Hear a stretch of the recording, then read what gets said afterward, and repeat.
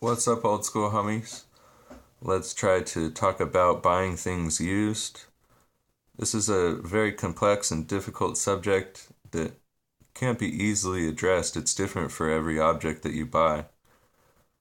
But I do like buying things used, and I don't like buying things used, and I'll tell you the different things that I don't like about each one and the things I do like about it, because there are advantages. Now, if you buy something new, of course you know it's not broken yet.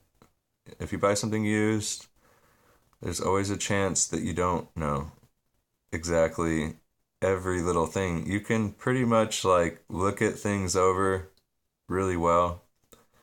But with age, you would be surprised at how damaged things could be, even if people didn't touch them. You know, sometimes clothes just rot away, or guitars just get really dry and start cracking, or cars that have no miles on them just blow up after you drive them because they've been sitting for 10 years. I've had that happen to me. There's lots of different things where you can perceive quality in something used, try it out, and then find out that it's not that big of a deal. You should have just bought something new because what you bought was worn out. And buying used is really just for the price. If you have the money, you would buy something that was new, right? Well, yes, unless it's something vintage, and vintage is a whole other subject because vintage could mean better and better could mean used. So, yeah, I like buying things by noticing what did people like in the past. And what you'll find is that a lot of what people liked got mass produced and then unpopular. Don't be afraid to go back to the heyday of something, you know what I mean? Like, oh, I want an old Bronco because I want to have a durable 4x4. Do it.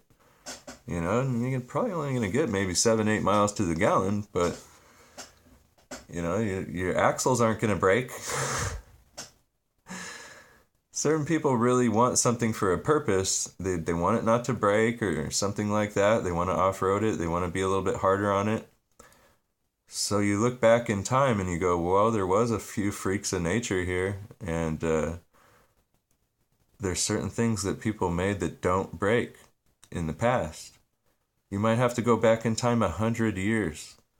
There's things that are 100 years old that won't break.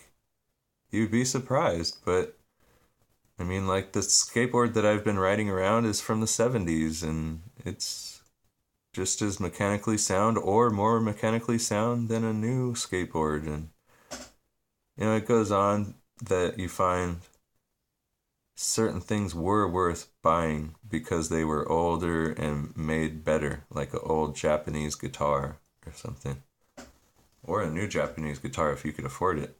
But the older ones were cheaper, you know. Everything had a certain period of time where it was great, and if you do enough research, you'll find out what's desirable. And some people are already marking up the prices on things that are used and making them more expensive than they were when they were new. Now, don't get caught up in all that.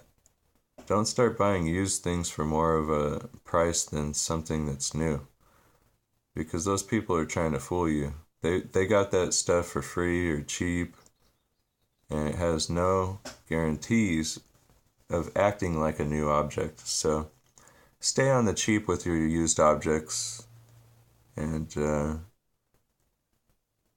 look at the condition of what you're buying.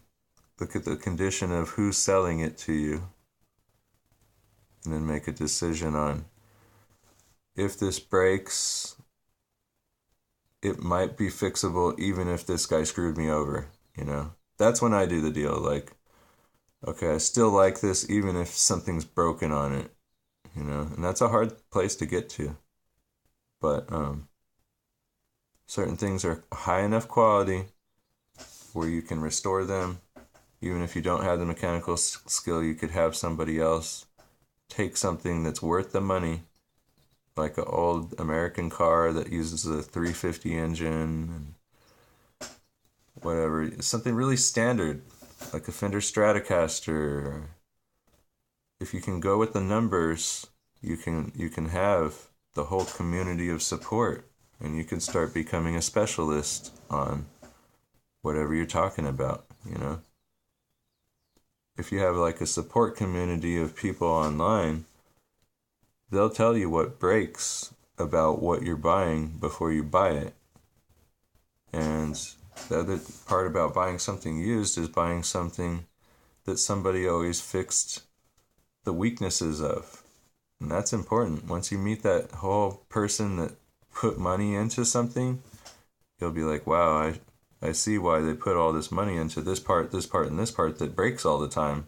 And then you have something that's better than new.